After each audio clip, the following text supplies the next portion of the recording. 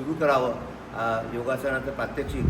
आणि आपल्या सगळ्यांना विनंती आहे की त्यातलं काही भाग आपण रोज करावा आणि रविवारी दत्त मंदिरामध्ये यावं. दत्त मंदिरामध्ये योगासन पुढे होत असतात पुढे पुढे, आणि त्याचं रेग्युलर आपण जर केलं तर मला त्याचा फायदा आपल्या सगळ्यांना आहे.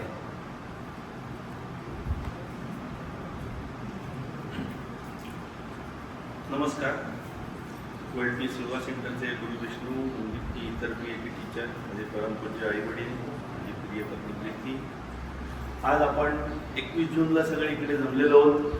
अरुण देशपांडेजींच्या पुढाकाराने देसाई सर, बाकी सगळे दत्त मंदिरातल्या सतरंजा पण इकडे आणल्या, सगळा बालक मंदिरने इकडे आपल्याला छान जागा दिली. आणि आजच्या कार्यक्रमात आपल्याबरोबर पतंजलीचे 2 तज्ज्ञ शिक्षक आहेत, जे योगासना प्राणायामांची प्रात्यक्षिकं पण दाखवणार आहेत. 2-3 मीटिंग माझ्याबरोबर त्यांच्या झाल्या. तुमचं नाव? स्वप्नील गाडगे आणि सोनाली कोकाटे. या आपल्याला आज प्राणायाम आणि आसनांची प्रात्यक्षिकं दाखवतील. अजून कॉमेंट्री डॉक्टर केदार बेडे करतील.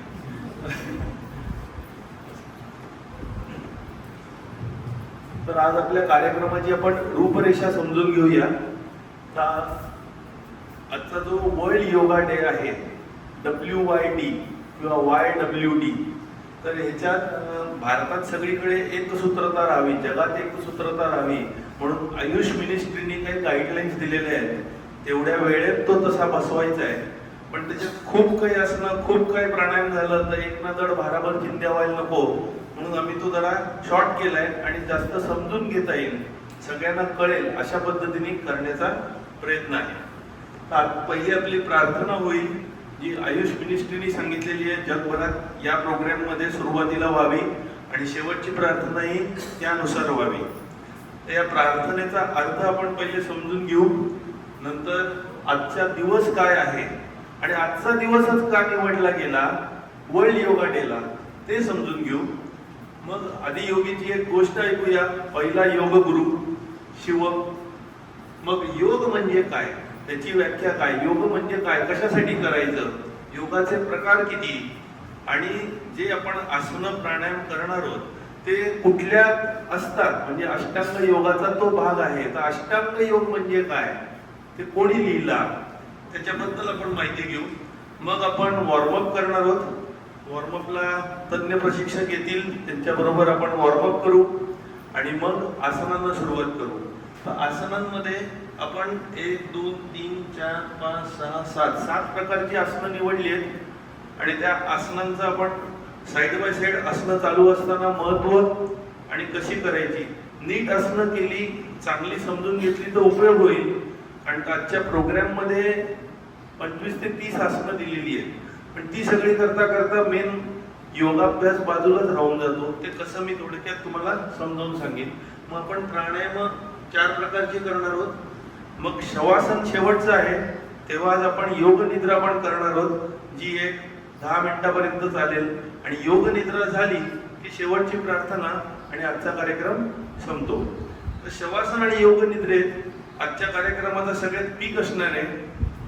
योगाचा मेन जो उद्देश आहे तुमच्या खऱ्या ओळखीपर्यंत पोहोचणं, हे आपण शवासनात योग निद्रेत साध्य करणार आहोत.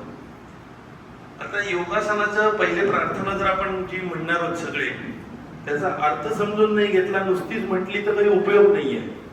तर या प्रार्थनेत म्हणणं काय की आपण सर्वांनी, ही प्रार्थना आली कुठून तर ऋग्वेदातलं शेवटी जे संघटन सुक्त आहे, शक्ती एकत्र संघटनेसाठी चांगलं, ते संघटन सुक्त इकडे घेतलेलं आहे.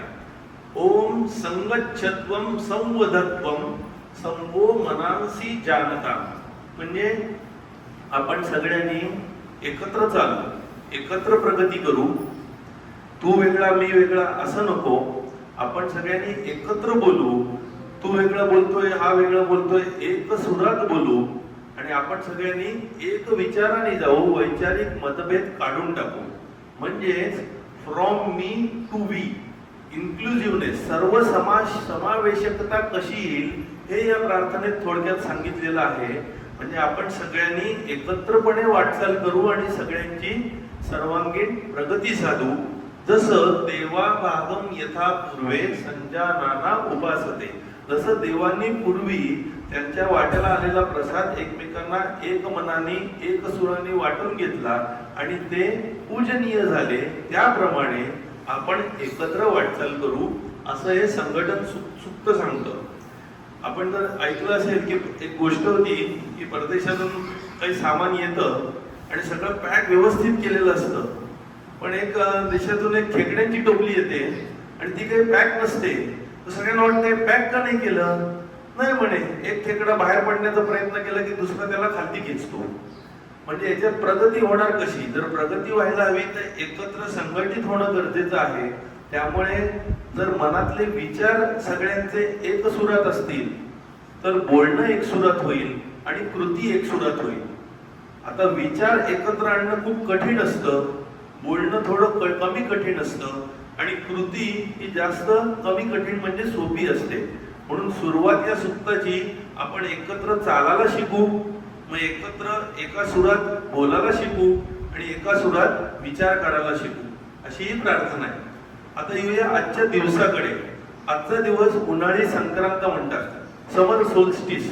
सोल म्हणजे सूर्य आणि स्टिस म्हणजे एका ठिकाणी स्थिर राहणं. आजचा दिवस उत्तर गोलार्धात सगळ्यात मोठा दिवस मानला गेलेला आहे. त्यावेळेला सूर्य आकाशात स्थिर झाल्यासारखा वाटतो, असं वाटल्यामुळे त्याला सोल्स्टिस असं म्हणतात, उन्हाळी संक्रांत. आणि हिवाळी संक्रांत विंटर सोल्स्टिस 21 किंवा 22 डिसेंबरला होतं. या उन्हाळी संक्रांतीच्या आजच्या दिवशी तो सगळ्यात लांब दिवस असतो, सगळ्यात मोठा दिवस असतो. तेव्हा उत्तर ध्रुव हा सूर्याकडे 23.4 डिग्रीनी झुकलेला असतो. तेव्हा उत्तर ध्रुवावरती 24 तास दिवस असतो आणि दक्षिण ध्रुव हा खूप दूर असल्यामुळे 24 तास अंधार असतो. हा प्रचंड आध्यात्मिक आणि ऊर्जात्मक महत्व आहे या दिवसाला. म्हणून 14 डिसेंबर 2014 साली मोदीजींनी UN मध्ये हे सगळं सँक्शन करून घेतलं, आंतरराष्ट्रीय योग दिन. पण ठरवला 21 जून, कारण हे होतं आंतरराष्ट्रीय योग दिन या दिवशी का. आता या दिवशी आजपासून दक्षिणायन प्रारंभ होतो, सूर्य दक्षिणेकडे सरकायला लागतो, उत्तरायणाचा एंड होतो. हजारो वर्षापूर्वी, आता आपण आदियोगीच्या गोष्टीकडे येऊया. हजारो वर्षापूर्वी दिव्य पुरुष अवतरला हिमालयामध्ये. प्रचंड कुतूहल होतं लोकांना. तेजपुंज अशी व्यक्ती होती आणि ती काहीच बोलत नव्हती. तिच्याकडून काहीतरी ज्ञान मिळेल म्हणून हजारो लाखो लोक जमले तिकडे. पण ही व्यक्ती काही बोलेच ना. कधी ती नाचायची, कधी ध्यानमग्न व्हायची आणि ध्यान पण असं की 1-1 महिना 2-2 महिने डोळेच नाही उघडणार. पण 7 जण होते जे तिथे टिकले. त्यांना प्रचंड जिज्ञासा होती की खरं ज्ञान याच व्यक्तीकडून मिळेल, आपल्याला या व्यक्तीसारखं बनायचंय. आणि शेवटी एक दिवस ते डोळे उघडतात आणि तेव्हा बघतात 7च जण असतात पुढे. तर हे प्रार्थना करतात की तुम्ही आम्हाला ते ज्ञान द्या ज्याने आम्ही तुमच्यासारखं बनू. शिवजी म्हणतात की तुमची आता अजून पात्रता आलेली नाहीये, तुम्ही टिकणारच नाही ते ज्ञान घ्यायला. 84 वर्ष ते कठोर तपश्चर्या साधना करून त्यांची सेवा करतात आणि शेवटी शिवजी जेव्हा डोळे उघडतात तेव्हा ते म्हणतात आज आपण सुरू करूया तुमच्या अभ्यासाला. तेव्हा ते दक्षिणेकडे तोंड करून बसलेले असतात. म्हणून शंकर भगवानांना दक्षिण मूर्ती असं नाव पडलं. आणि त्यावेळेला त्यांनी या 7 ऋषींना, सप्त ऋषींना ज्ञान द्यायला सुरुवात केली. ते तोंडी नव्हतं, ते डायरेक्ट ट्रान्समिशन होतं. हे बसलेले होते, ते बसलेले होते, मूकपणे सगळं ट्रान्समिट होत गेलं. त्यांनी 112 प्रकारचे योग विद्या शिकवल्या त्या सप्त ऋषींना. त्या सप्त ऋषींना जगात वेगवेगळ्या ठिकाणी पाठवलं. एकाला दक्षिण अमेरिकेत, एकाला पूर्व एशियामध्ये आणि एका ऋषींना दक्षिण भारतात पाठवलं. त्या ऋषींचं नाव ऋषी अगस्ती. यांनी योगाचा भारतामध्ये सगळीकडे प्रचार केला. तर आता योग म्हणजे काय इथे आपण येऊया. पतंजली त्यांनी योगसूत्र जी लिहिली 196 पतंजली योगसूत्र, अष्टांग योग किंवा राजयोगाची, त्यांची व्याख्या आहे योग चित्तवृत्ती निरोध. चित्तवृत्ती, मनाच्या चित्तवृत्ती तयार होतात, त्यांचा निरोध पूर्णपणे नाहीशा झाल्या मनातल्या चित्तवृत्ती, तर तळ्यातलं पाणी कसं शांत होऊन जातं आणि तळ्याचा तळ दिसतो आपल्याला त्या पाण्याचा, तो तळ म्हणजे आपला अंतरात्मा आणि त्याचं दर्शन घडण्यासाठी चित्तवृत्तींचा निरोध करा. श्रीकृष्ण भगवद्गीतेत 3 प्रकारच्या व्याख्या श्लोकांमध्ये म्हणून सांगतात. योगस्थ कुरु कर्माणि संगम त्यक्त्वा धनंजय सिद्ध सिद्ध्योर समो भूत्वा समत्वम योगमुच्यते. म्हणजे परमेश्वराच्या परमात्म्याच्या ठिकाणी तुमचं मन केंद्रित करा आणि काम करा. अटॅचमेंट, संग, आसक्ती सोडून काम करा. यश आलं अपयश आलं त्याच्याकडे समत्व भावनेने बघा आणि या समत्व भावनेलाच श्रीकृष्ण योग असं म्हणतात. सेकंड लास्ट व्याख्या, बुद्धियुक्तो जहातीह उभे सुकृत दुष्कृते तस्मात् योगाय युज्यस्व योग कर्मसु कौशलम. जेव्हा समत्व भावनेने तुमची बुद्धी तयार झालेली असते तेव्हा तुम्ही जे कर्म करता त्याच्यात चांगलं घडो वाईट घडो त्याला समत्व भावनेनेच बघता, कुठल्या आशा अपेक्षेशिवाय फळाची अपेक्षा न करता आणि चित्त समत्व भावनेने परमेश्वरात ठाई ठेवून तुम्ही जे काम करता त्या काम करण्याच्या कौशल्याला, एक प्रकारच्या कर्मयोगाला योग असं म्हटलेलं आहे. योग कर्मसु कौशलम. आणि शेवटचं, जी तुमची खरी ओळख आहे, अंतरात्मा, जीवात्मा आणि जो परमात्मा हे एकच आहे, हे जेव्हा तुम्हाला कळतं म्हणजे तुम्ही तुमच्या खऱ्या ओळखीपर्यंत पोहोचता तेव्हा तुमच्या खोट्या ओळखीचा नाश झालेला असतो. खोटी ओळख म्हणजे जे तुम्ही इकडे जमवलंय, शरीर, मन, बुद्धी, अहंकार, ही सगळी खोटी ओळख आहे. ही अविद्यारूपी जे आवरण आहे ह्याचा जेव्हा नाश होतो तेव्हा सगळ्या दुःखांचा नाश होऊन जातो आणि या दुःखांचा वियोग झाला त्यालाच योग असं श्रीकृष्ण म्हणतात. यम विद्या दुःख संयोग वियोग योग संजितम. जी विद्या, ब्रह्मविद्या, ब्रह्मज्ञान झाल्यावर या दुःखाचा संयोग होत नाही, आपल्याशी वियोग होतो, तुम्ही त्याच्यापासून दूर जाता, त्यालाच योग असं श्रीकृष्ण म्हणतात. आणि तो तुम्ही निश्चयाने, मनाने, दृढतेने जो सतत केला पाहिजे. सनिश्चयेन योक्तव्यो योग अनिर्विण्ण चेतसा. अनिर्विण्ण चेतसा म्हणजे उत्साहाने, निराश न होता, डिप्रेस न होता, रोज जोमाने करा की तुमच्या आतच सगळी शक्ती आहे जाणवून घ्या. त्यालाच योग अनिर्विण्ण चेतसा असं म्हणतात. आता योगांचे प्रकार एकदम सोपे असे. शंकर भगवानांनी 112 प्रकारचे योग शिकवले. योग शिकवले म्हणजे काय? स्वतःच्या खऱ्या ओळखीपर्यंत पोहोचायची पद्धत. योग म्हणजे युज या धातूपासून संस्कृत मधला आलेला शब्द आहे. एकत्र आणणे किंवा टू युनाइट. युनाइट काय? जीवात्मा आणि परमात्मा याचं मिलन म्हणजेच योग, दुसरं काही नाही. तर जी पद्धत तुम्हाला अंतरात्म्याला परमात्म्याशी मिलन घडवते किंवा जी पद्धत किंवा जे तुम्हाला खऱ्या ओळखीपर्यंत तुमच्या पोहोचवतो किंवा जे अविद्या, इग्नोरन्सचं जे आवरण आहे त्याचा नाश घडवतो आणि तुमची खरी ओळखची तुम्हाला जाणीव होते, त्याला योग असं म्हणतात. ते 112 प्रकार कुठल्याही प्रकाराने. कल्याणला यायला एक रस्ता नाहीये, बरेच रस्ते आहेत. कुठल्याही रस्त्याने तुम्ही कल्याणला आल्याशी कारण, पण प्रत्येकाला शरीर, मन, बुद्धी, अहंकार या सगळ्या गोष्टी दिलेल्या असल्या तरी प्रत्येकाचं इन्क्लिनेशन, स्वभाव वेगळं असतो. ब्रेकफास्टला गेलात मोठ्या तर प्रत्येक जण डिश मध्ये वेगवेगळे प्रकार वाढून घेईल, सगळे एकच नाही वाढून घेणार, कमी जास्त करतील. तसं ज्यांना शरीरात काम करण्याची इच्छा आहे ते कर्मयोगी काम करण्याच्यातून ते खऱ्या ओळखीपर्यंत पोहोचतात. निस्वार्थी काम करून जे भावनेने, पूर्ण भक्तिभावाने परमेश्वरापर्यंत पोहोचतात तो भक्तियोग.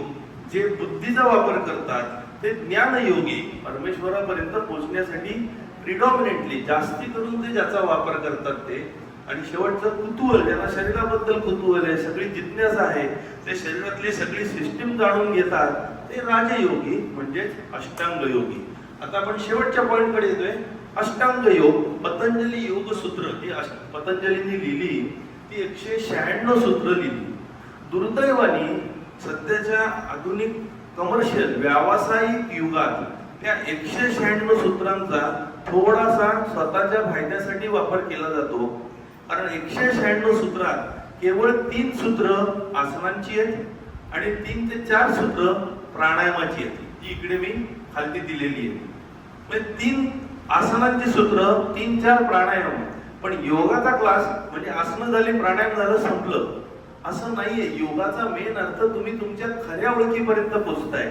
जेव्हा आज आपण शवासन योग निद्रा करू तेव्हा ना तुम्ही कुठलंही ऍक्टिव्ह आसन करताय, शवासन नक्कीच करताय आणि एक प्रकारे श्वासही नॉर्मल ठेवताय, पण कुठलीही ऍक्टिव्हिटी न करता तुम्ही खऱ्या ओळखीपर्यंतच पोहोचताय. म्हणजे काही केल्यावर मिळवायचं नाहीये, ते तुमच्याकडे ऑलरेडी आहे, त्याची फक्त जाणीव करून घ्यायची आहे. हे योगाचा मेन उद्देश आहे. तर अष्टांग योग जे आहे त्या पायऱ्या नाही आहेत, तर ते अंग आहेत, शरीराची वेगवेगळी अंग, अष्ट अंग हे पतंजलीला सांगण्याचं आहे. म्हणजे पहिली झाली की दुसरी झाली की तिसरी असा तो चढता क्रम नाहीये. एका वेळेला तुम्ही 8 अंग वापरायची आहेत. तर त्याच्यात त्यांनी दिलं पहिलं यम, अहिंसा, सत्य, अस्तेय, ब्रह्मचर्य, अपरिग्रह. अहिंसा म्हणजे नॉन व्हायलन्स, सत्य म्हणजे खरं बोलणं, अस्तेय म्हणजे चोरी न करणं, ब्रह्मचर्य सेलिबसी, अपरिग्रह म्हणजे दुसऱ्यांची भेटवस्तू न घेणं, नियम, शौच, क्लीनलीनेस, मनाचा आणि शरीराचा, बाहेरचा आणि आतला, संतोष, कंटेंटमेंट, समाधान मानणं, तप म्हणजे तपश्चर्या करणं, स्वाध्याय अभ्यास करणं स्वतःचा, आणि जे आपण वाचतो सगळ्या गोष्टी ज्या आपल्याला आपल्या खऱ्या ओळखीपर्यंत नेतील, आणि ईश्वर प्रणिधान सगळ्या गोष्टी परमेश्वराला अर्पण करणं. जसं शिवाजी महाराज म्हणाले, ही दसरींची इच्छा, त्याला अर्पण करून काम करणं. आता आसन पहिले जे आहेत ती जी यमनियम आहेत त्यांनी तुमच्यातली सत्वगुण वाढायला मदत होते. सत्वगुण वाढायला लागल्यावर तुमचं खऱ्या ओळखीकडे जायची इच्छा तीव्र व्हायला लागते. आसन आणि प्राणायाम ह्यानी तुमच्यात सत्वशुद्धी होते, ज्ञानवृद्धी होते, अशुद्धी क्षय होऊन जातो. आता आसनांमध्ये 3च आसनं दिलेली आहेत, सूत्र जे आपण आज करणार आहेत योग शिक्षक. पहिलं स्थिरम सुखम आसन, जे आसन स्थिर आहे, सुखकारक आहे, ते आसन चांगलं. स्थिर असणं गरजेचं आहे. आसन स्थिर असेल तर मन स्थिर असेल, मन स्थिर असेल तर मनातल्या चित्तवृत्ती शांत होतील आणि तुम्ही तुमच्या खऱ्या ओळखीपर्यंत पोचाल. त्यामुळे स्थिरता येण्यासाठी ते सुखकारक असणं गरजेचं आहे. एखादी पोच करताना तुम्हाला दुखायला लागलं तर तुम्ही जास्त ताणताय. योग शिक्षक एक्सपर्ट आहेत, लवचिक आहेत, अनुभवी आहेत, पण त्याच्यात त्यांच्या सारखंच व्हायला पाहिजे हा अट्टास ठेवू नका. तो आपला गोल आहे, हळूहळू त्या दिशेने जायचंय, त्या दिशेने प्रयत्न करायचा आहे. आज आम्ही जी आसनं निवडलेली आहेत ती सर्वसामान्य सगळ्यांना जमतील अशा प्रकारचीच निवडलेली आहे. दुसरं आहे प्रयत्न शैथिल्यम अनंत समापत्तेभ्याम. आसनं करता करता प्रयत्नात एक प्रकारचं रिलॅक्सेशन येतं, एफर्ट्स बिकम एफर्टलेस, आणि तुम्ही या द्वंद्वाच्या ड्युअलिटीच्या पलीकडे जाता तुमच्या खऱ्या ओळखीकडे. तर तो द्वंद्व अनभिघात. हे झालं आसनांचं. प्राणायाम. आता मग आसनं जी करतो ह्याचा हा फायदा, त्याचा तो फायदा, जे आज आपण करताना बघणार आहोत ते सगळे साईड बेनिफिट्स आहेत. मेन आसनांचा उद्देश तुमच्या खऱ्या ओळखीपर्यंत पोहोचण्याचा आहे. प्राणायाम. प्राणायाम म्हणजे तस्मिन सती श्वास प्रश्वास. जो श्वास घेता सोडता त्याच्या गतीमध्ये फरक करणं, मध्ये मध्ये थांबणं, मध्ये मध्ये सोडणं, अंतरकुंभक बहिर्कुंभक, रोखून धरणं, आणि ते किती वेळा कसं काय करायचं हे प्राणायाम आहे. आणि त्यामुळे प्रकाशावरण, जो तुमच्या प्रकाश आहे त्याचा आवरण जे आहे ते कमी व्हायला लागतं, त्याचा नाश व्हायला लागतो. कथम प्रकाशावरण क्षीयते. हा प्राणायामाचा उपयोग. मग प्रत्याहार. प्रत्याहार म्हणजे इंद्रिय निग्रह. जसं कासव सगळे पाय आत खेचून घेतं तशी आपली सगळी इंद्रिय आपल्या आत चित्ताकडे वळवायची, चित्तस्य स्वरूप करायची. तेव्हा तुमचा इंद्रिय निग्रह वाढायला मदत होतो. त्याला प्रत्याहार असं म्हणतात. आणि शेवटचं 3 धारणा, ध्यान, समाधी. धारणा म्हणजे देशबंद चित्तस्य धारणा. एक खांब असेल त्याला जर एक दोर लावलाय आणि एक कुत्र फिरतोय किंवा घोडा फिरतोय तर तो दोरा आहे तिथपर्यंतच तो फिरू शकतो, बाहेर जाऊ शकत नाही. हळूहळू त्या दोऱ्याचा जर लांबी कमी करत गेलं तर घोडा फिरण्याची जागा पण कमी होत जाते. तर धारणा म्हणजे एकाग्रता, शांत चित्ताने एकाग्र मनाने तुम्ही बसणं, हीच धारणा. कॉन्सन्ट्रेशन असा इंग्लिश मध्ये शब्द आहे. आता ध्यान आणि समाधी लक्षात ठेवायचीच गरज नाहीये. जी धारणा आहे, कॉन्सन्ट्रेशन आहे, ते तुम्ही जास्त काळ केलं नॉनस्टॉप त्याला म्हणतात ध्यान. ते जसं तेलाचं तुम्ही जर ओतलं भांड आणि तेल पडायला लागलं तर ते नॉन स्टॉप तेल न तुटता जसं एक सलग पडतं, तत्र प्रत्यय एक तानता ध्यानम, त्याप्रमाणे तुमचं कॉन्सन्ट्रेशन टिकलं तर त्याला ध्यान म्हणतात. आणि त्या ह्याच्यात तुम्ही स्वतःला, जगाला, द्वैताला विसरून गेला, खऱ्या ओळखीपर्यंत पोचला तर तुमची ब्रह्मानंदी टाळी लागली किंवा समाधी अवस्थेत तुम्ही पोचले. धारणा, ध्यान आणि समाधी एकत्र केलं तर त्याला संयम असं म्हणतात. आता आपण वॉर्मअपला सुरुवात करणार आहोत यासाठी. आणि वॉर्मअप सुरू करून आपण ताडासन, बद्ध कोणासन, वज्रासन, सरळ उष्ट्रासन, मकरासन, सरळ भुजंगासन आणि भुजंगासन करणार आहोत आणि मग प्राणायामाचं करणार आहोत. तर ताडासन करायला आपण आता सगळ्यांनी उभं राहूया.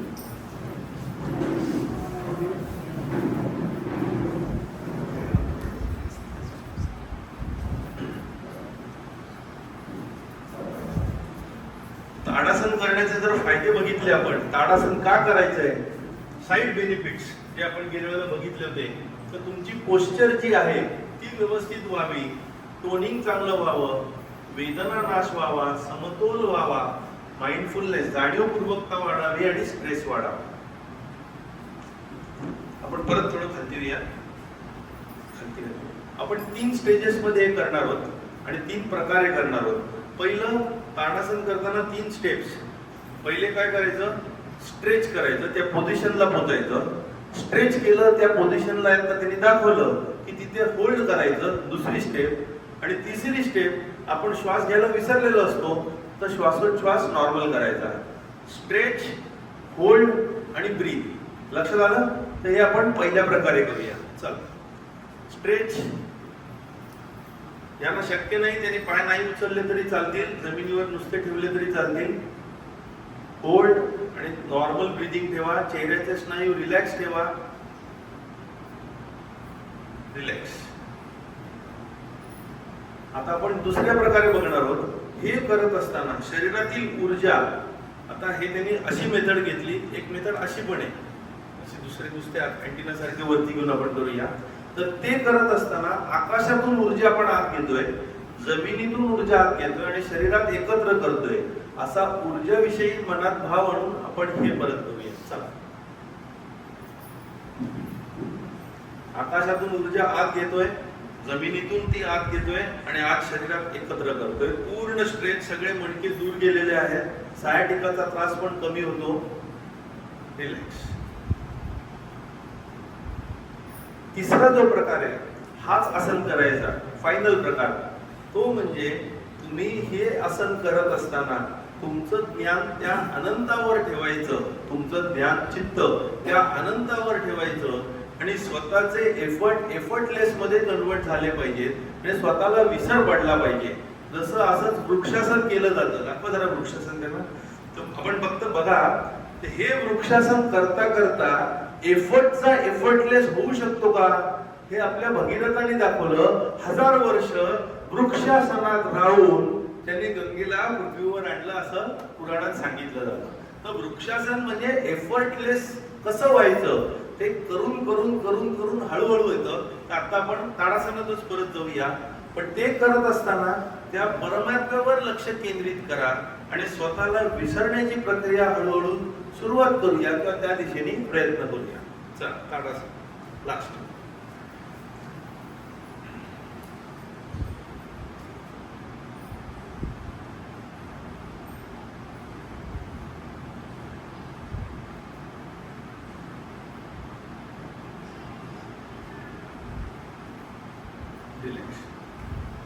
आता आपण येऊया बद्ध कोणासनात, जे सगळ्यांना जमतील अशी आम्ही मुद्दामून घेतलेली आहे. वृक्षासन काही जणांनी केलं, डॉक्टर सरांनी पण केलं. सुरू करूया. बद्ध कोणासन, भद्रासन, बटरफ्लाय पोज, बरेच नाव आहेत त्यांची. बद्ध कोणासन एक ओपन हिप फ्लेक्शन होतं, हिप्स ओपन होतात, त्यामुळे खालच्या बॉडीची फ्लेक्सिबिलिटी वाढते. जर तुम्ही बघितलं तर गुडघे, हिप जॉईंट सगळे फ्लेक्सिबल होऊन जातात. हे करत असताना एल्बोज जे आहेत ते शक्यतो स्ट्रेट ठेवण्याचा प्रयत्न करा. पाठ जरा ताठ घ्या, स्ट्रेच. छाती पुढे घ्या, नॉर्मल श्वासोच्छ्वास घ्या, आणि हळूहळू गुडघे वरती खालती करायला सुरुवात करा. Dynamic butterfly pose. या बटरफ्लाय पोज सावकाश करा, एकदम जोरजोरात पंख फडफडू नका. त्यांनी लोअर बॅकचा स्टिफनेस कमी व्हायला मदत होते. पोटातले जे ऑर्गन्स असतात, रिप्रोडक्टिव्ह ऑर्गन पासून डायजेस्टिव्ह ऑर्गन, त्यांचं सर्क्युलेशन सुधारतं. सायटिकाचं दुखणं कमी व्हायला मदत होते. टीव्ही बघत असताना, घरी कोणाशी गप्पा मारत असताना, घरातलेच जर लोक असतील तर हे चांगलं आहे साईड बाय साईड करायला. हळूहळू जे पाय पुढे आहेत ते थोडे थोडे जवळ घ्यायचा. काही महिन्यांवर प्रयत्न करा, जसे यांनी घेतलेले आहेत.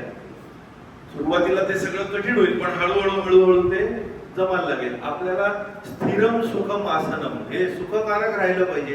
त्रास होईल असं काही करू नका. आता आपण येऊया तिसऱ्या आसनाला, जे आपण वर्ल्ड योगाच्या सगळ्याच्यात बघतो मोदीजी बसलेले असतात, वज्रासनामध्ये. वज्रासन हे एकमेव आसन आहे, बरोबर ना सर, जे तुम्ही जेवल्यानंतर लगेच करू शकता.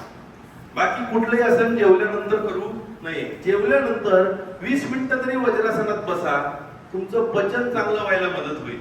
तर वज्रासनात बसताना जे टाचा आहेत त्या थोड्याशा दूर ठेवायच्या आणि त्या खळग्यामध्ये बसा आणि पायाचे अंगठे एकमेकांना चिकटले पाहिजेत.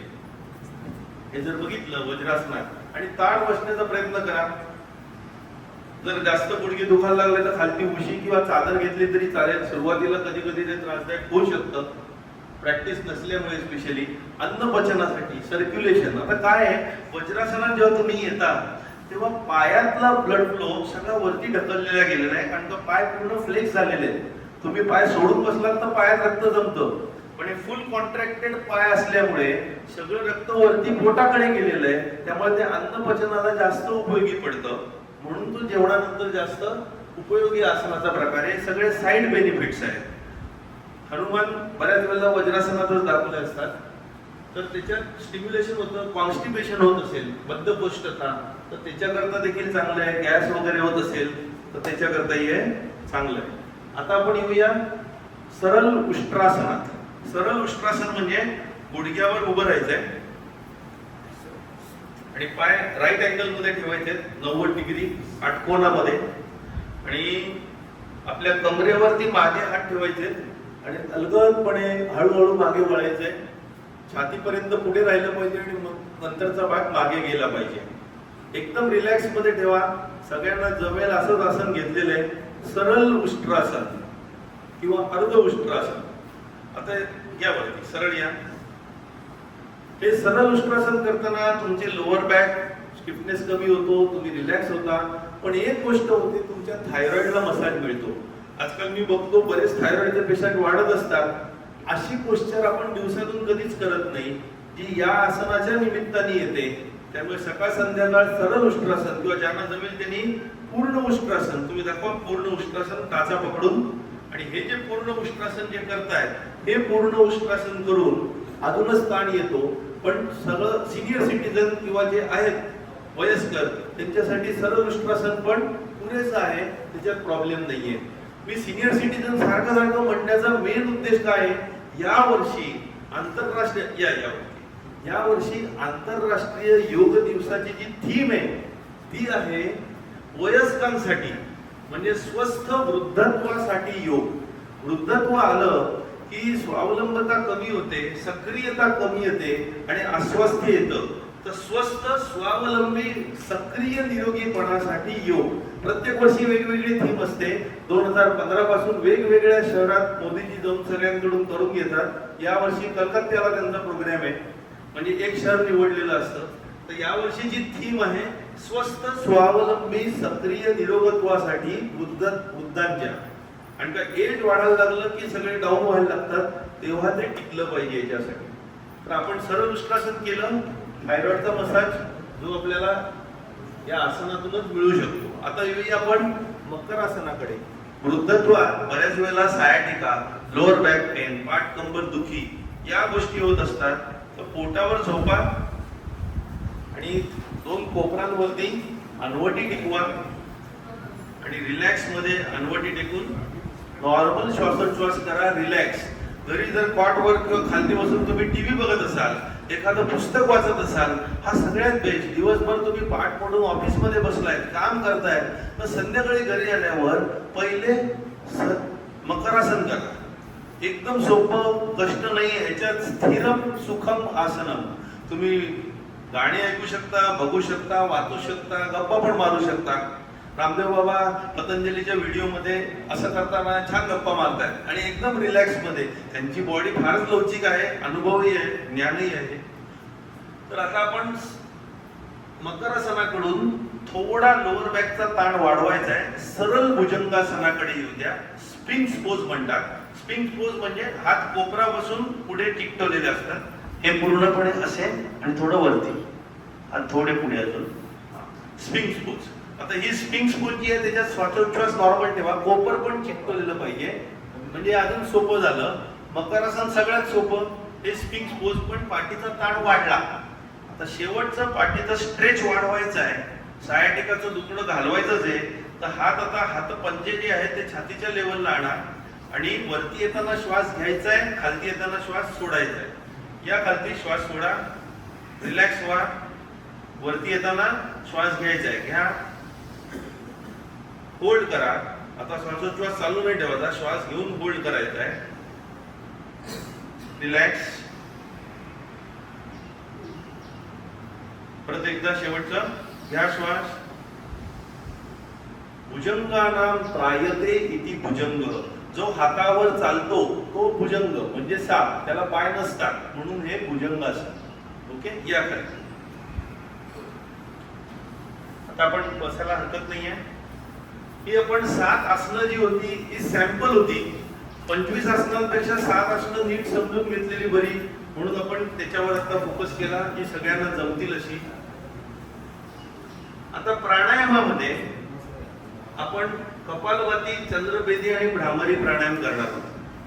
तर कपालभाती जे प्राणायाम आहे त्याच्यात आपल्याला नाकाने श्वास घ्यायचा आहे शांतपणे आणि नाकाने श्वास जोरात सोडायचा आहे आणि परत नाकाने श्वास शांतपणे घ्यायचा आहे.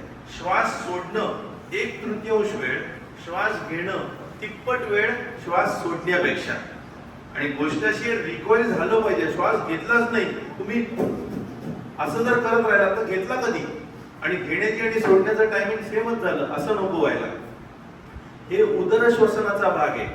श्वास घेतो तेव्हा पोट बाहेर येतं, श्वास सोडतो तेव्हा पोट आत जातं.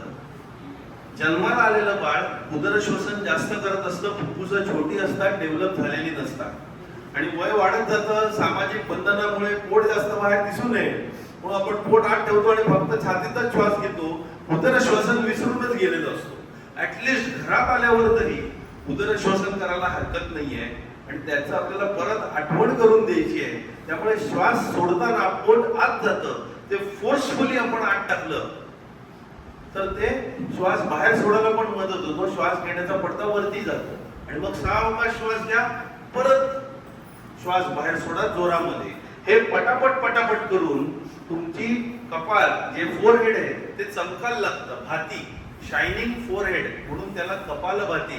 तुमचं शरीर तेजपुंज व्हायला लागतं, मन रिलॅक्स व्हायला लागतं, ऑक्सिजन मेंदूला मिळायला लागतो आणि एनर्जी लेवल वाढते. तर कपालभाती करताना आपण कसं करूया, 10 वेळा जोरात पोट आत खेचून श्वास सोडायचा आहे, 10 वेळा तो आत घ्यायचा आहे. असं आपण 3 वेळा करणार आहोत. तर पहिल्यांदा 10 वेळा, मग 10 वेळा आणि मग 10 वेळा, मध्ये थोडा ब्रेक घेऊ प्रत्येक वेळेला.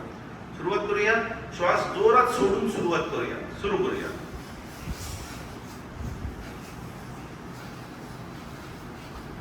श्वास सोडण्याचा आवाज आला पाहिजे, श्वास घेण्याचा आवाज येता कामा नये. श्वास फास्ट सोडा, सावकाश घ्या. 10 वेळा झालं की थांबूया.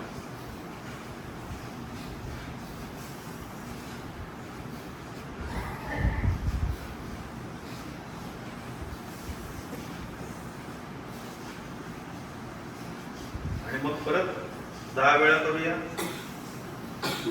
तिच्यात जी सिक्रेशन्स असतात श्वसन मार्गातली ती बाहेर फेकली जातात आणि मग खोकला, ठसका येणं, इथं दूर साईन सिक्रेशन्स बाहेर पडतात.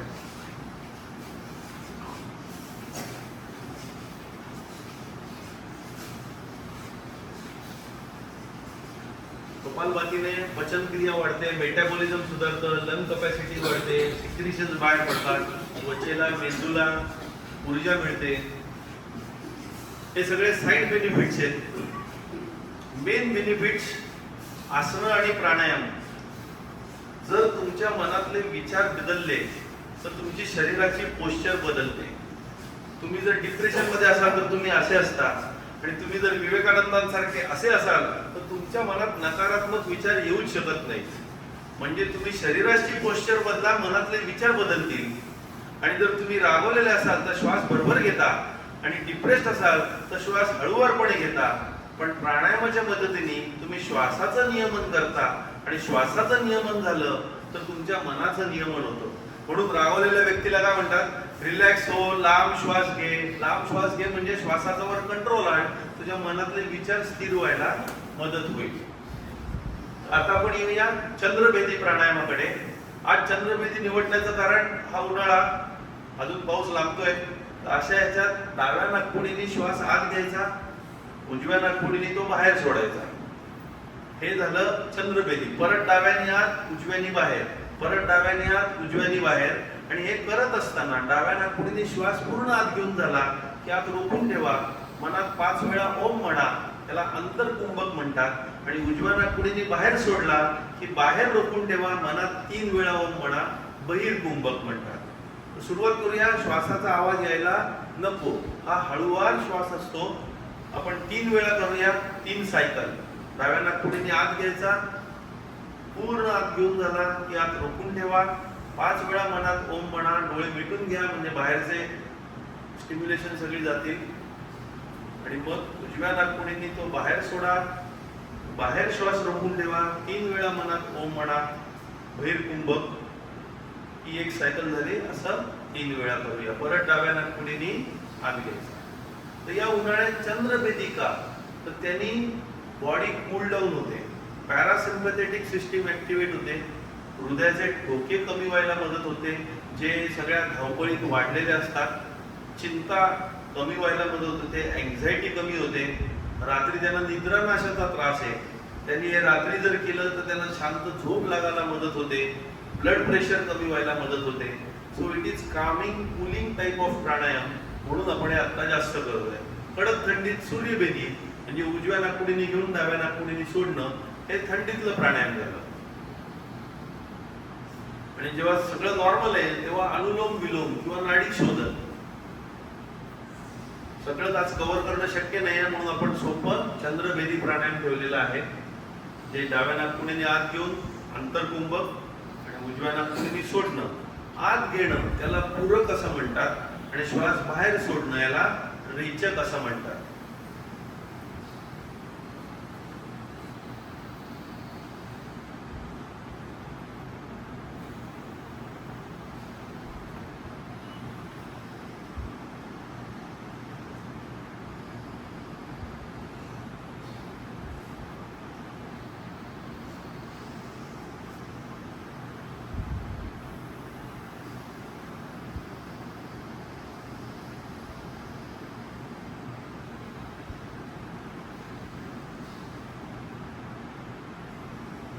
आता आपण येऊया भ्रामरी प्राणायाम, जे आजचं शेवटचं प्राणायाम आहे. भ्रामरी प्राणायाम. आणि भ्रामरी प्राणायामात षडमुखी मुद्रा म्हणजे नाक, डोळे, कान सगळं बंद करायचं. तर डोळे आपण बंद केले तरी मध्येच उघडायची इच्छा होते, म्हणून त्याला आपल्याला आठवण राहावी म्हणून ते डोळ्यावर असतं. आता नाक तर बंद करून चालणार नाही, तर श्वास कसा घेणार. तोंड बंद करण्यासाठी इथे असतं, इथे असतं, आणि कानाच्या इथे परत 2 अंगठे असतात. आणि जे भुंग असतो, भ्रमर, तो कसा असा आवाज येतो. आवाज केव्हा येतो, जेव्हा श्वास सोडता तेव्हा.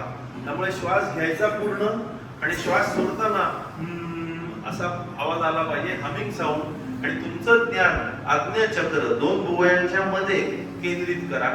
असं आपण 5 वेळा करूया भ्रामरी प्राणायाम. सुरू करूया.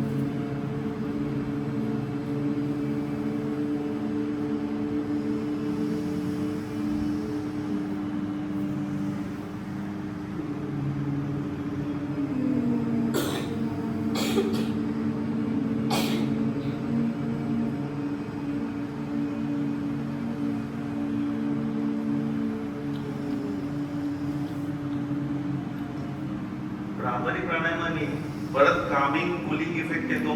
निद्रा नाशाच्या लोकांना झोपायच्या आधी भ्रामरी प्राणायाम शांत झोप लागायला मदत होते. बरेच सिंगर्स गायक आपली आवाजाची क्वालिटी पद सुधारण्यासाठी देखील भ्रामरी प्राणायाम करतात, जे त्यांना उपयोगी होतं.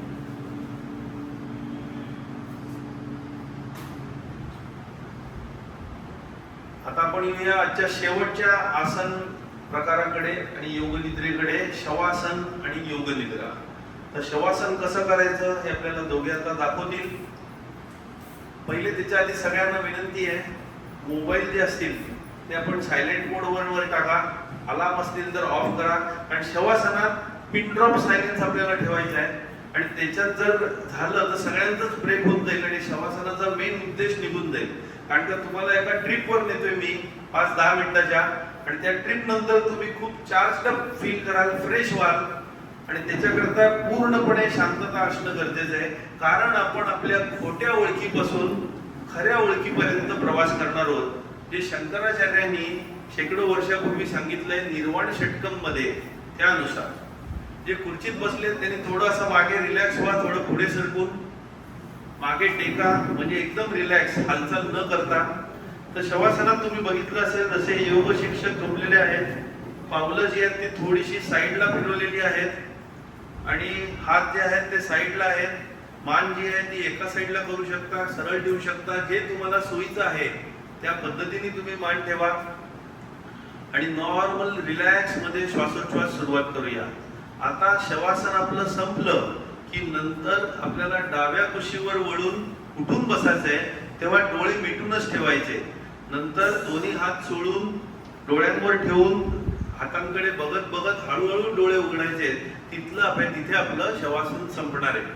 आपण सुरुवात करूया शवासनापासून योग निद्रेला. तो आता शेवटचा भाग आहे. तुम्ही एकदम रिलॅक्स आहात, सगळे स्नायू रिलॅक्स आहेत. थोडे हात थोडे पाय हलवा आणि मग परत रिलॅक्स करा. कारण का आता आपल्याला ते हलवता येणार नाहीयेत, म्हणून हलवून घेऊया. आणि रिलॅक्स झाले की नॉर्मल श्वास घ्या.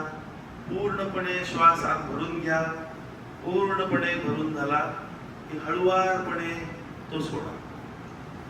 आणि हा श्वास घेऊन पूर्णपणे हळुवारपणे तो सोडला की परत दुसऱ्यांदा हळूहळू श्वास घेऊया. हळूहळू श्वास घेऊया. पूर्णपणे शरीर त्या श्वासाने भरून टाकूया आणि मग हळूहळू हळूहळू हळूहळू तो श्वास सोडूया. तिसऱ्यांदा परत घेताना या शवासनात, या मृत असलेल्या शरीरात शेवटचा आपण श्वास घेऊया या शवामध्ये. आणि नंतर आपल्याला श्वासाबरोबर मन देखील या शवाच्या बाहेर काढायचंय. कारण तसं हे आता मृत शरीर असल्यासारखंच आहे. तिसऱ्यांदा श्वास पूर्ण भरून झाला की हळूहळू हळूहळू श्वासाबरोबर आपल्या मनाला देखील या शरीराच्या आपण बाहेर काढूया आणि थोडं दूर नेऊन या आपल्या मृत शरीराकडे त्रयस्थपणे साक्षीत्वाच्या रूपाने बघूया. आणि स्वतःला प्रश्न विचारूया की माझी खरी ओळख नक्की काय आहे. हे करू का ते करू हे ठरवणार मी मन आहे. हे बरोबर आहे हे चुकीचं आहे हे ठरवणार मी बुद्धी आहे. का हे मी केलं असं म्हणणारा हा अहंकार ही माझी खरी ओळख आहे. आणि हा सगळा परत परत विचार करणारं जे चित्त आहे ते मी आहे का. मनोबुद्धी अहंकार चित्तानी नाहम न च श्रोत्र जिह्वे न च घ्राण नेत्रे.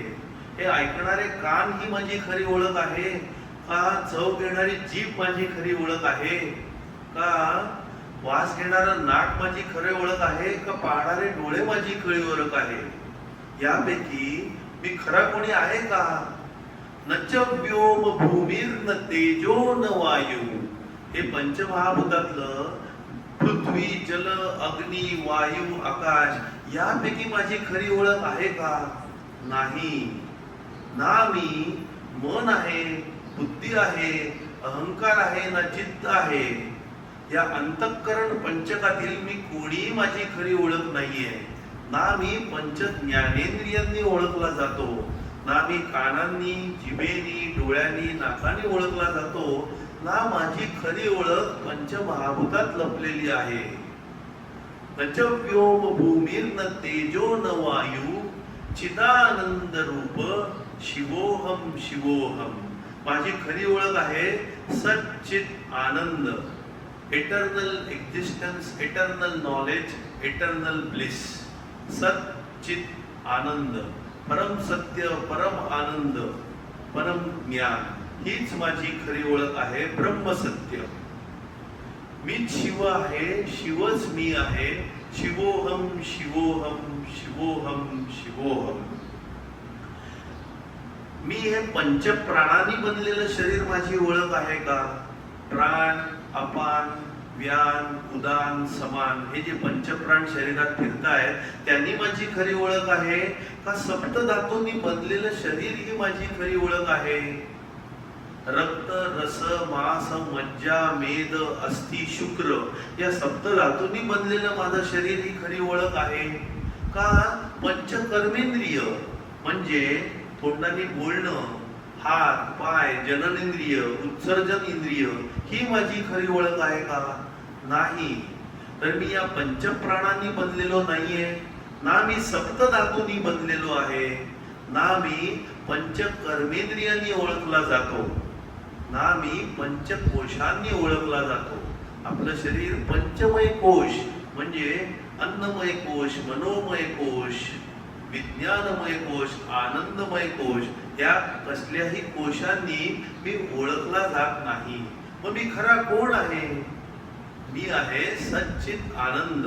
न च प्राण संज्ञो न वै पंचवायू नवा सप्तधातू नवा पंचकोशा न वाक्पाणिपादम न चोपस्थ वायू चिदानंद रूप शिवोहम शिवोहम. मग मी षड्रिपुनी ओळखला जातो का? राग, द्वेष, मद, मोह, लोभ, मत्सर यांनी ओळखला जातो का? चार पुरुषार्थांनी ओळखला जातो का? धर्म, अर्थ, काम, मोक्ष नाही. ना मी षड्रिपुनी ओळखला जातो, ना चार पुरुषार्थात माझी ओळख आहे. मी आहे सच्चित आनंद. शिवोहम शिवोहम.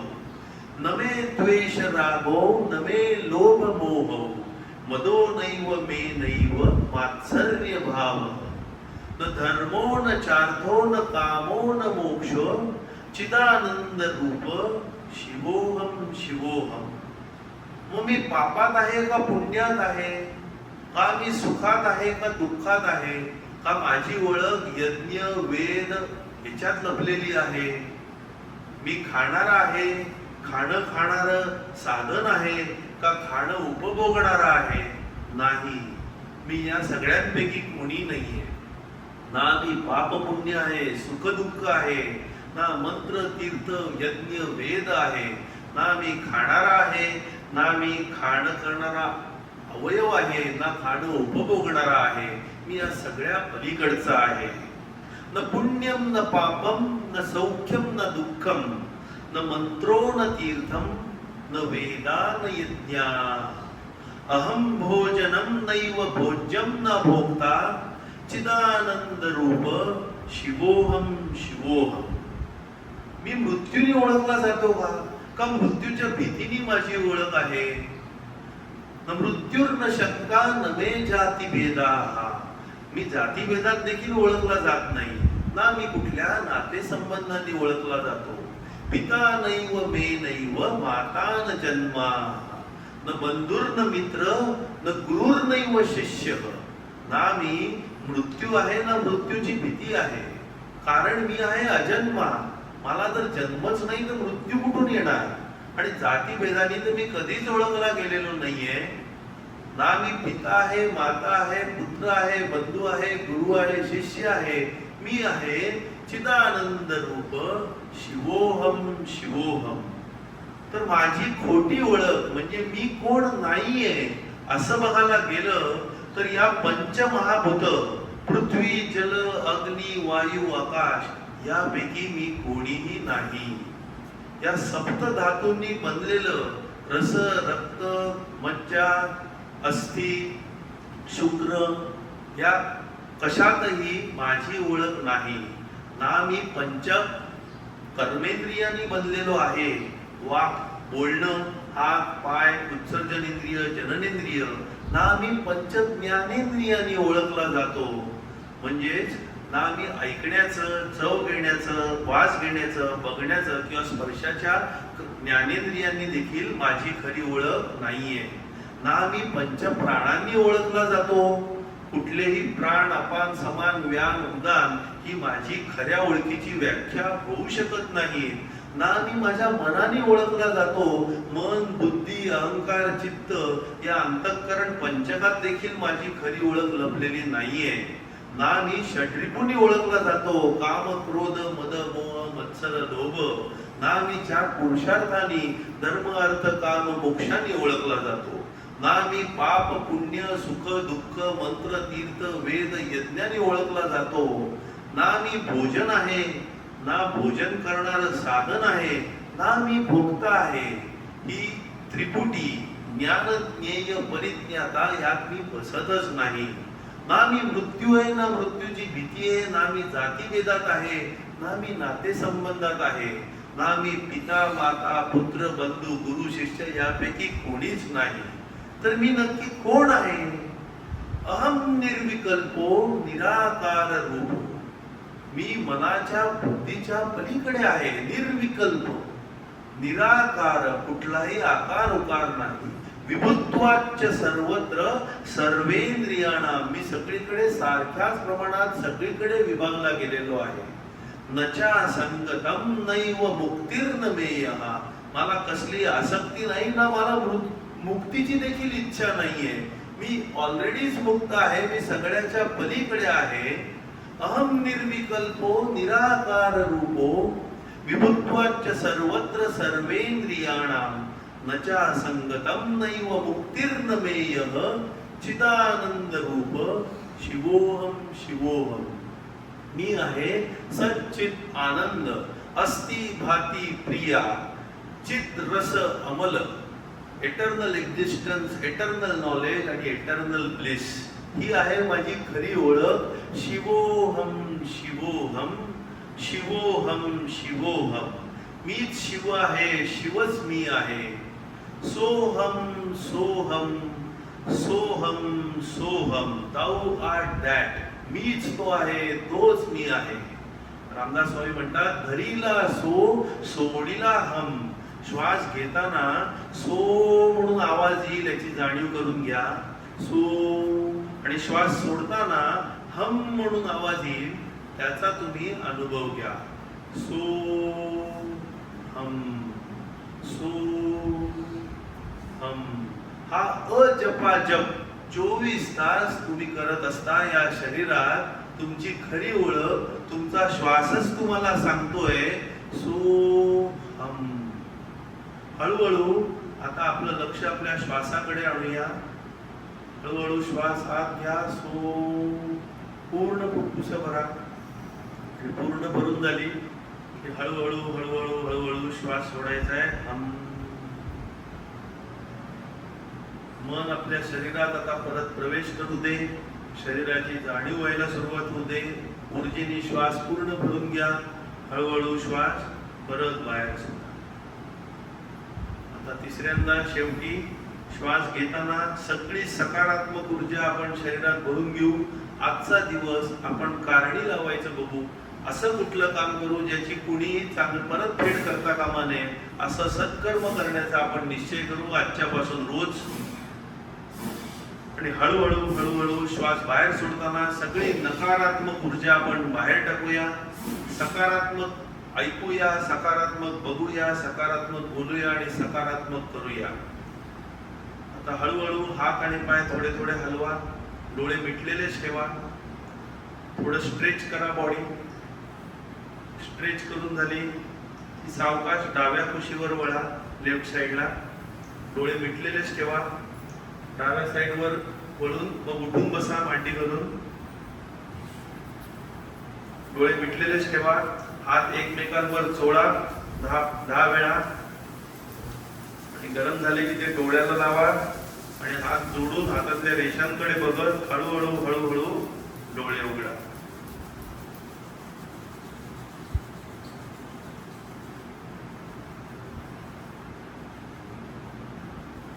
योग निद्रेत तुम्ही स्वतःच्या खोट्या ओळखीपासून दूर जाऊन खऱ्या ओळखीपर्यंत आलात आणि त्याच्यात तुम्ही जास्तीत जास्त एनर्जाइज होता कमीत कमी वेळेत. हा योग निद्रेचा भाग. एक प्रेत संचालन किंवा शरीर यात्रा म्हणून एक योग निद्रेचा प्रकार फेमस आहे. तुम्ही डाव्या पायाच्या अंगठ्यापासून हळूहळू सगळं लक्ष शरीरातल्या एक एक अवयवाकडे वळून उजव्या पायापर्यंत जायचं. पण तेव्हा तुम्ही स्वतःला विसरलेले असतात, पण त्याच्यात तुम्ही एक संकल्प करायचा असतो पुढे काय करायचं वगैरे. पण हा जो भाग आहे खोट्या ओळखीपासून खऱ्या ओळखीपर्यंत, हा जास्त मला प्रभावी वाटतो. वेगवेगळ्या प्रकारे योग निद्रा घेऊ शकतो. आता आपण शेवटची प्रार्थना करूया आणि आजचा भाग संपूया. आपण सुरुवात केली पहिले कृतज्ञता प्रार्थना.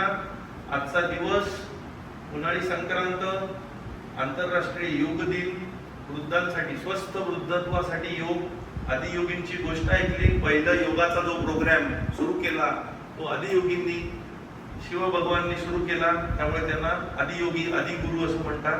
मग योगाच्या आपण व्याख्या बघितल्या, पतंजलीपासून श्रीकृष्णापर्यंत योगाचे प्रकार बघितले.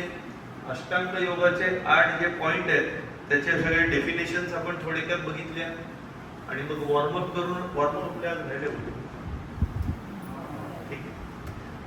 मग आपण आसनांना सुरुवात केली, मग प्राणायाम केली, मग शवासन आणि योग निद्रा केली. आता त्या प्रोटोकॉल नुसार जी शेवटची प्रार्थना आहे त्याचा आपण थोडक्यात अर्थ समजून घेऊ. ही खूप सोपी आहे, बऱ्याच जणांना माहिती असेल.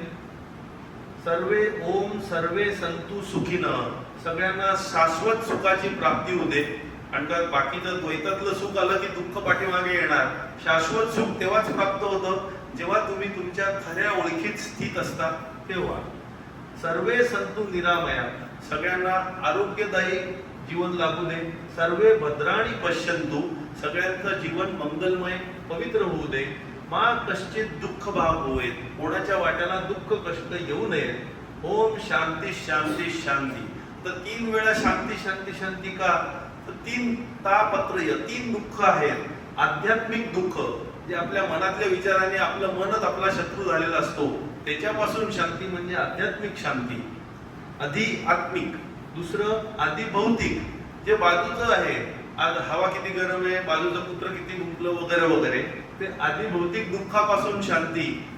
आणि तिसरं आधी दैविक, डिवाइन फोर्सेस, कॉस्मिक फोर्सेस, त्याच्यापासून शांती मिळावी, दुःख होऊ नये म्हणून ओम शांती शांती. तर आपण आता म्हणूया सगळ्यांनी, ओम सर्वे सुखिनः सन्तु सुखिनः,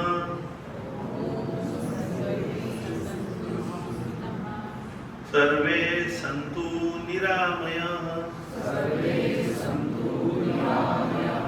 सर्वे भद्राणि पश्यन्तु, मा कश्चित् दुःखभाग् भवेत्. ओम शांति शांति शांति.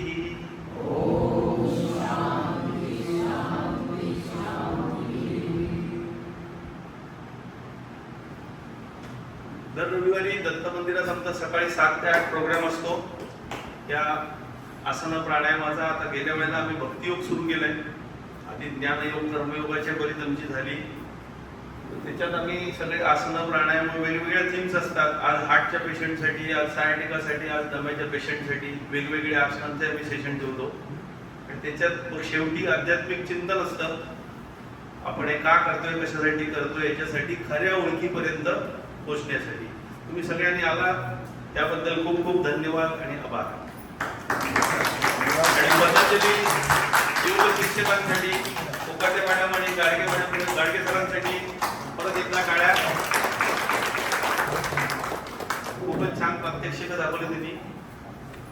सगळ्यांचे आपण तेवढी लवचिकता आणण्याचा प्रयत्न करूया. धन्यवाद डॉक्टर. सगळ्यांचे पुन्हा एकदा आभार. आणि आता सांगायला मला चांगलं वाटतं की 27 जूनला शिवराज्याभिषेक तिथीप्रमाणे आहे. त्या दिवशी सकाळी 7:15 वाजता आपल्याला शिवाजी चौकात जमायचं आहे. सकाळी